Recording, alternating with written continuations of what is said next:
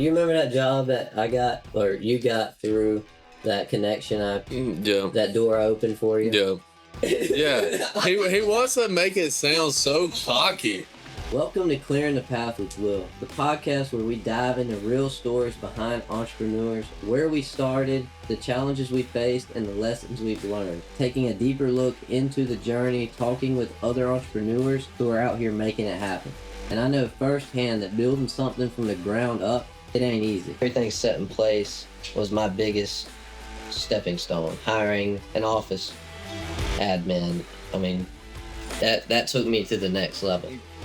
But every challenge is a lesson, and every setback is just another step forward.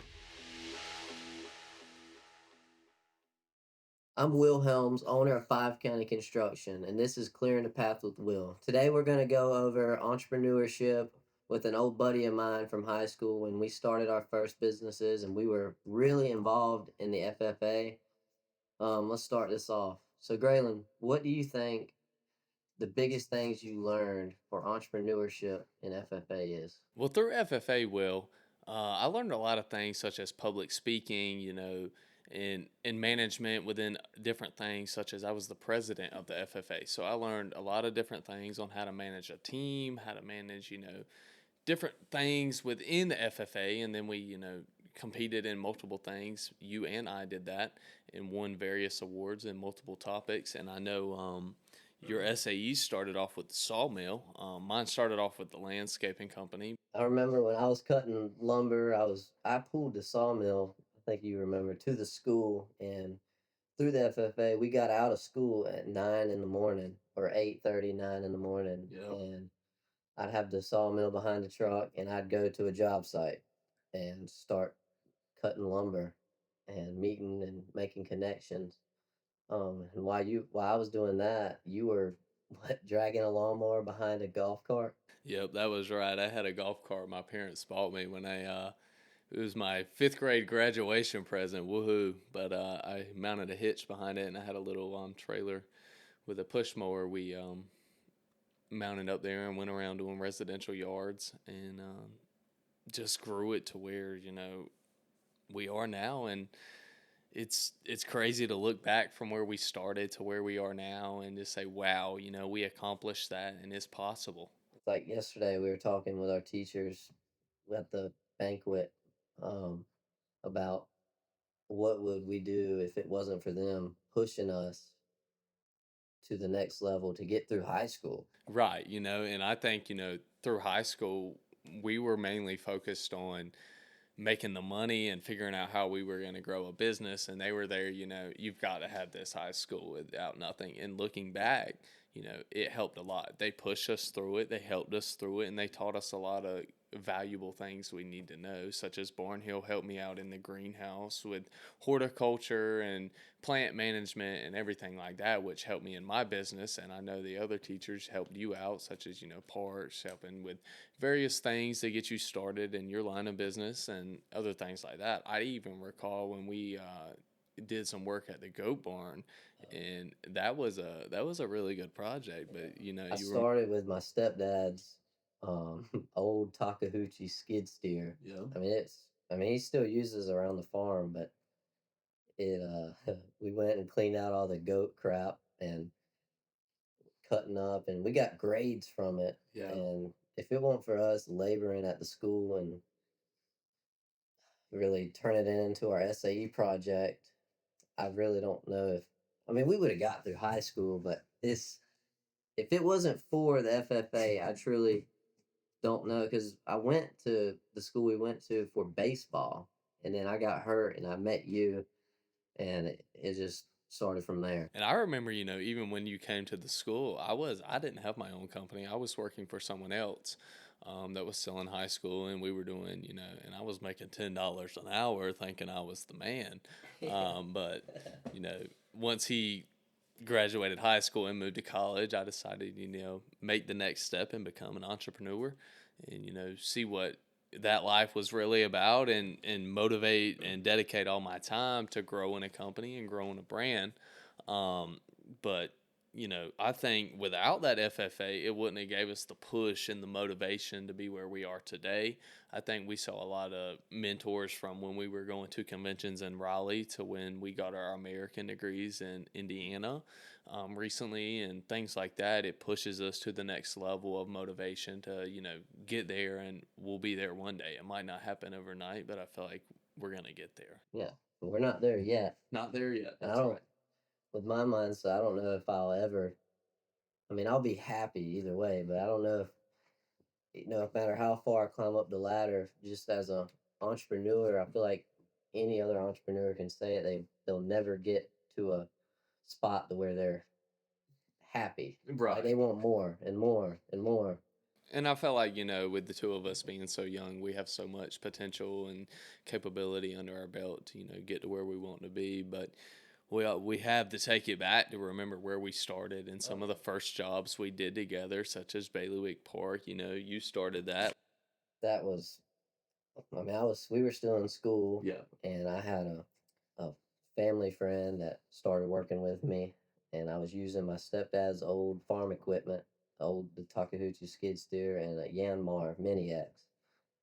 And I'll be honest, it was kind of like the fake it till you make it. Hey, if that's what it takes, you got your foot in the door with a great general contractor, and it led to bigger, better things. And I remember times, when you were on that project doing grading work for over a year. Um, I came out a couple of times and saw the project, and it was a big milestone. That company, they really helped me. I think their foreman that was on that job site. I mean, he was helping me figure out the grades and meeting the architects and making sure everybody was happy throughout the job. Right. Heck, he was. I remember one night it was late and he stayed. Me and him stayed out there after my two guys left, which was my friend and my cousin. They left, and me and him stayed out there and rolled the pad that we built for hours because he took me through that project the whole time we were there. Other subs that were on site, he was introduced me to, and Right. I've done work for those other subs since. And sometimes that's what it takes is the motivation and the dedication to get your foot in the door, and people saw that and noticed that and realized how hard you were working. The foreman, Yeah. he he got you on with the landscaping contract. At a certain point in Bailiwick, I got the invitation to come do some work, so we You were out there. we did all the landscaping contract at Bailiwick Park, and then we did some replanting of some shrubs to finish out the construction of the new addition to the park, um, and other things like that. And I think that job being there and just showing that we cared got us in the door, and showed people such as that contractor that we're dedicated and we want to get our name out there and really show them we want it and we're there for it.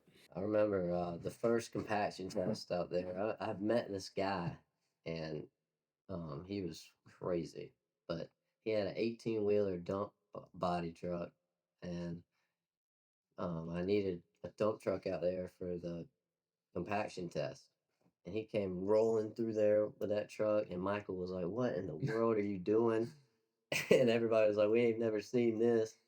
And but we passed, and because they had a whole truckload full, it was like a 30-foot dump trailer behind a road tractor, and it was nerve. It was my first ever like inspection.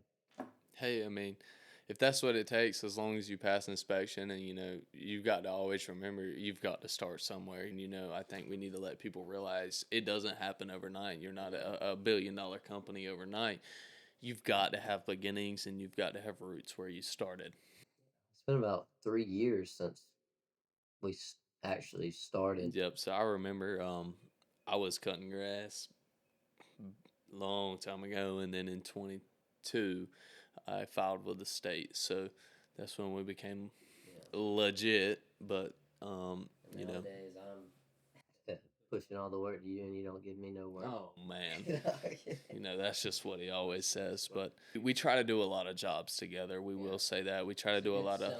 Right. You know, when we can offer turnkey services to each client. Yeah, if I can grade the site and like residentials, now that I have my septic license and I've got a septic crew running, like if I go and bid a job and I'm sitting down with a contractor and going over our bid or whatever, if it's a 12 lot neighborhood, which is a small neighborhood, but it's a good job for us. Right, and for a good reference for that would be Harrison Village. You just Yeah. did a lot of clearing out there, and I come in for one of the customers, did a lot of seeding and straw, and we planted a bunch of trees to for privacy for that customer. So that was a nice turnkey job. And then I remember there's other ones through our contractor we were talking about first that we had through Bailiwick. We've done a lot of their jobs together where you're coming in and doing the let's say the site work, and then I'll come in and do the nice touches, the landscape stuff like that. Even if it's for these big contractors, I've found a good niche of letting them know, like I might always tell them, man, I'll go pick up pine cones. Yeah, I that's your don't care. famous line. I hear it all the time. You know, the I'll go picking pick up pine pine cones. cones and pull And your trash cans to the road. and that might be what it takes. And you know, I think a lot of people, you know, Our our age, age that want to get into this field. I mean, I can name 10 people right now that are just starting out, and you know, they need motivation like this to get started. We took a lot of advice from a lot of people that, you know, knew what they were talking about, and I by no means am I saying we're, you know, where we want to be today, but we're further from where we began and where we started. So I just, you know, want people to see you've got to start somewhere, and you know, anything's capable if you put your mind to it and push through it. I mean, you got to think Bailiwick, you were there for a year and you were like, when is it ending? Yeah, I'm glad that they gave me the opportunity because it made me meet the right people. And you need to, I think, you know, establish relationships with other people like that and maintain those relationships, and that's the biggest part of a company. Something that I do for most of my big contractors, and even the ones I've worked for a while ago and haven't done anything since. I'll text them at and check up on them. Hey, how are you doing? Right. I hope all is well. Hope you and your family's doing good. Hope to see you. Hope to be on your site soon. Like, Right. And that's just what it takes, you know, to, you know, as a young entrepreneur, you're trying to get your name out there and show people, you know, you can handle this job and you know what you're talking about and you can do it and you're 100% capable, but you've got to show people you want it. yeah, You've and got to the show big people the you big want it as a, dogs, they love that. right. And They love seeing us. as a young entrepreneur, these big contractors like to see the drive that we have, and you know we want it, and we're not gonna stop until we get it. That's the mentality we have. Something else. If we do make a mistake, we own up to it. Right. And we're like, look, your project's not going to be done this week. Whether it be a little job, a big job, a massive job, you want to treat each customer the same because you never know, you know, that little job might lead into a massive job. And if you treat that little customer differently than you're going to treat your massive customer, you're never going to get that massive job from your little customer. And you never know what one relationship might lead to. I can name a handful of people that I've met somewhere, and it's led me to another relationship that I built with somebody. You met the Raleigh, like Public Works, the head of them. Right. And now you're doing 50 laydown yards for the DOT on a big contract. Right.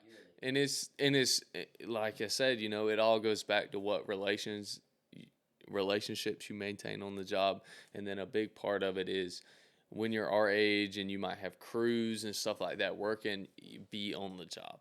Don't sleep in the bed all day. Get up, be active, be present on the job, and and for sure.